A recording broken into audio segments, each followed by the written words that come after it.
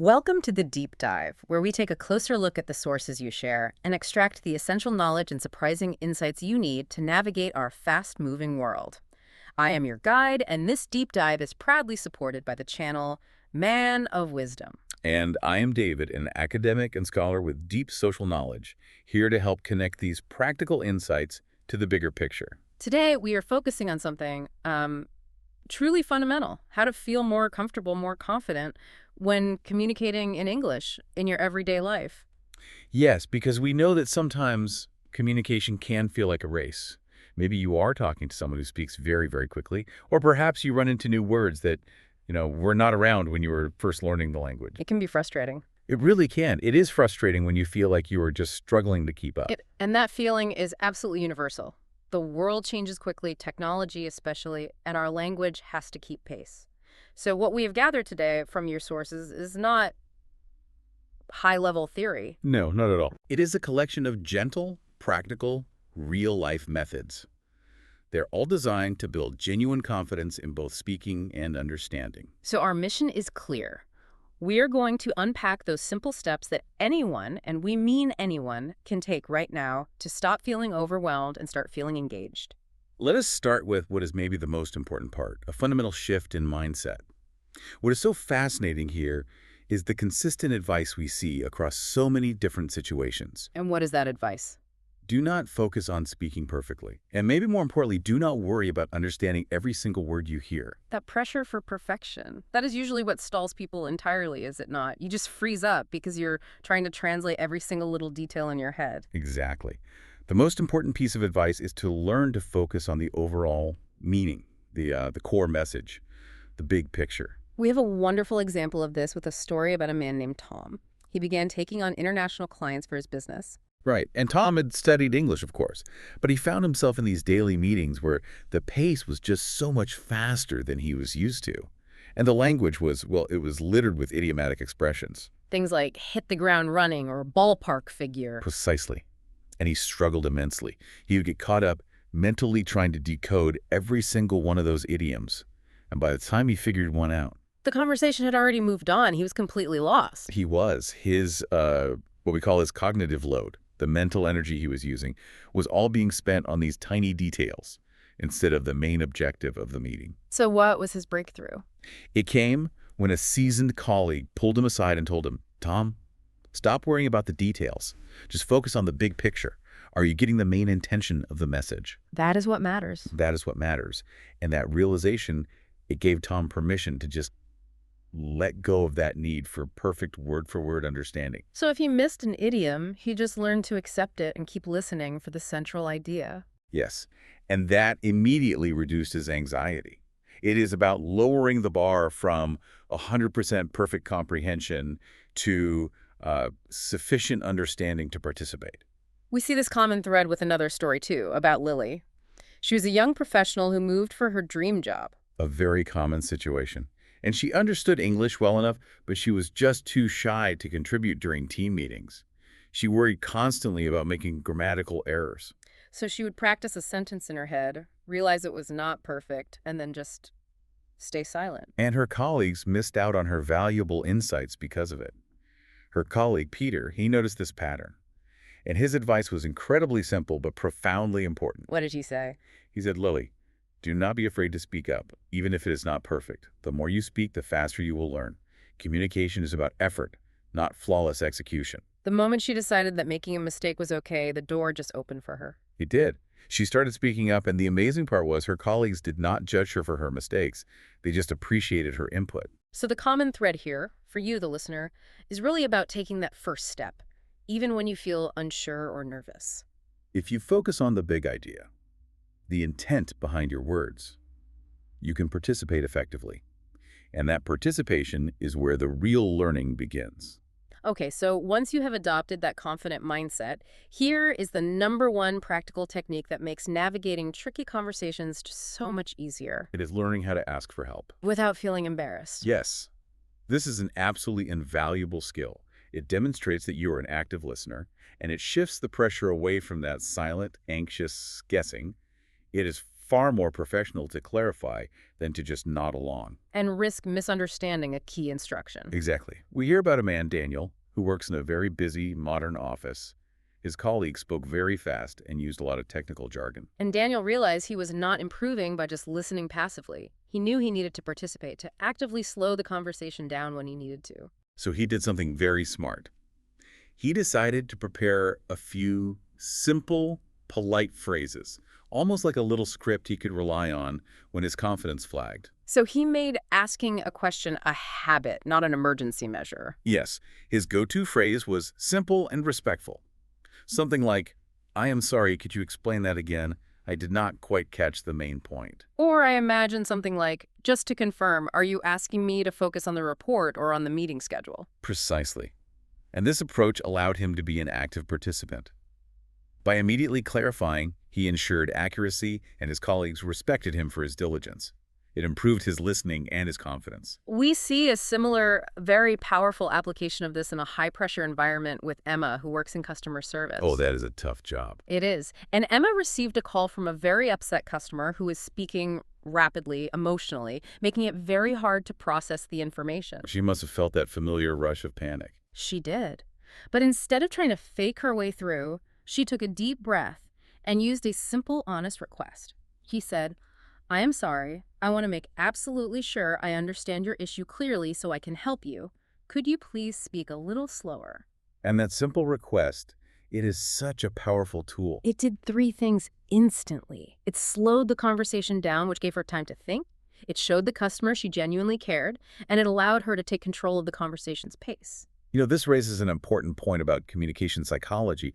Asking for clarification does not diminish your competence. No, it elevates your effectiveness. It does. It shows the other person you prioritize accuracy. When you ask politely for that accommodation, people are almost always willing to meet you halfway. It is always better to clarify. Absolutely. And, moving beyond these high-stakes situations, you do not have to travel or move abroad to start getting better. That's correct. Your daily routine offers huge, low-pressure opportunities for practice. We interact with the world every day. And those interactions are perfect practice opportunities because the stakes are so low. If you make a mistake ordering a coffee, the worst thing that happens is, well, you get the wrong kind of coffee, and you get to try again tomorrow. Right. Think about simple trips to a store. We hear about a listener who felt nervous just going to a clothing store, but they realized asking something simple like, do you have this jacket in a smaller size? Was easy and effective. And ordering food is fantastic practice. You might only know how to order one simple meal at first, but after a few visits, you will start picking up vocabulary specific to that setting. Like when the server asks, would you like that to go or for here? Exactly. Even if the phrase to go is new to you, the context quickly teaches you what it means. You learn that it means taking your food with you. That is real learning. And for a more subtle yet very powerful immersion technique, a really simple tip is to change the language settings on your phone or your computer to English. Oh, this is a gentle way to absorb vocabulary. You are learning words like settings, new message, or install updates in a highly relevant daily context. You see them and use them every day. It builds familiarity. It does. It builds a kind of muscle memory for practical, functional vocabulary, not just textbook phrases. We should also spend some time on a really powerful and simple technique called shadowing. It is superb for improving your fluency and speed. Yes, shadowing. Yeah. It is essentially delayed mimicry. You put on headphones, you listen to a speaker, maybe someone giving a recipe on YouTube, and you try to repeat exactly what they say, just slightly behind them. You are trying to match their speed, their rhythm, their tone, everything. Everything. You're trying to match their pronunciation as closely as possible. It sounds simple, but it is so effective because it forces your mouth and your brain to work together at the pace of a native speaker. It bypasses the translation part of your brain. It does. You are focusing on the music of the language, not just the individual words. But to do this effectively, you have to start small. Do not try to shadow a whole news report. Find short, clear clips, maybe just 10 or 20 seconds long. And repeat that segment 10 times. Focus on the stress patterns. Where does the speaker put the emphasis? Is their tone rising or falling? These elements build smoothness. One of our source examples showed that a learner, after just a few weeks of this, reported they were not only speaking more smoothly, but their listening improved drastically. Their brain had sort of mapped out the common sound patterns of fast speakers. If we connect all this to the bigger picture, using English in these real-world interactions, both the low-stakes ones like ordering coffee and the repetitive ones like shadowing, that is the key.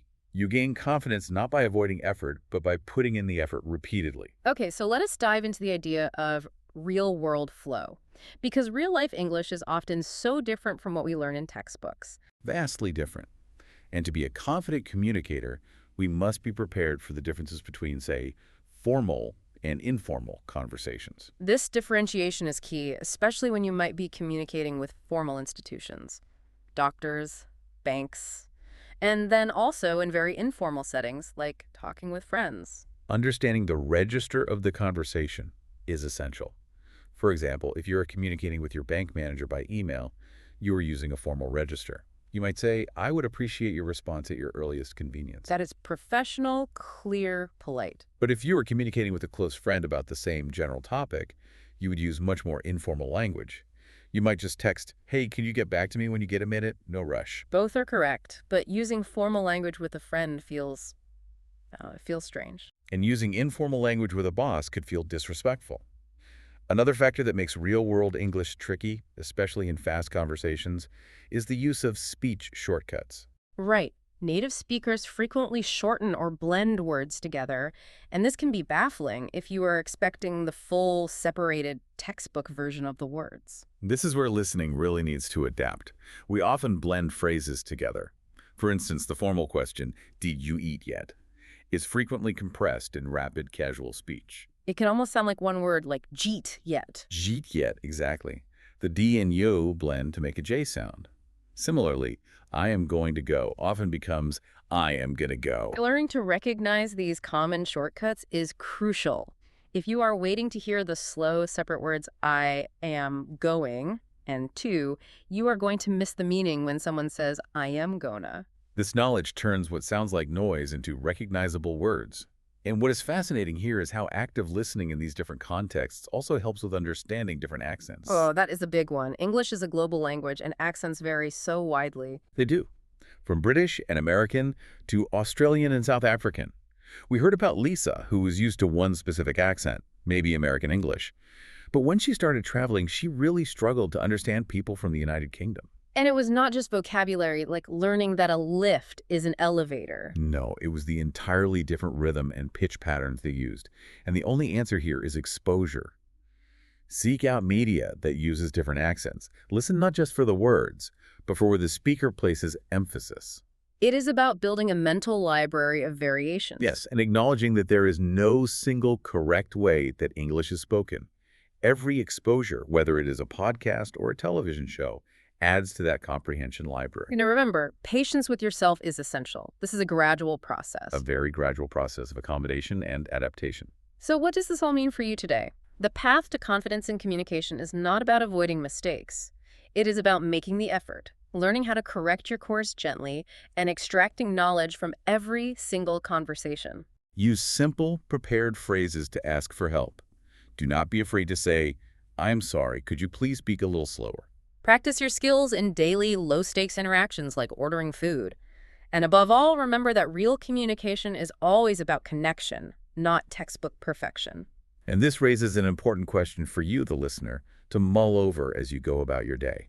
How many opportunities will you find today to simply ask someone to repeat what they have said, or to use a new, simple phrase you have learned in a real-life situation? Start small. Just start small. Choose one moment, practice every day, and your confidence will grow steadily, and it will make the world feel a little bit less fast and a little more manageable. If you found this deep dive helpful and informative, please remember to like, share, and subscribe to the Man of Wisdom channel for more insights tailored just for you. We appreciate you listening, and we will talk to you next time.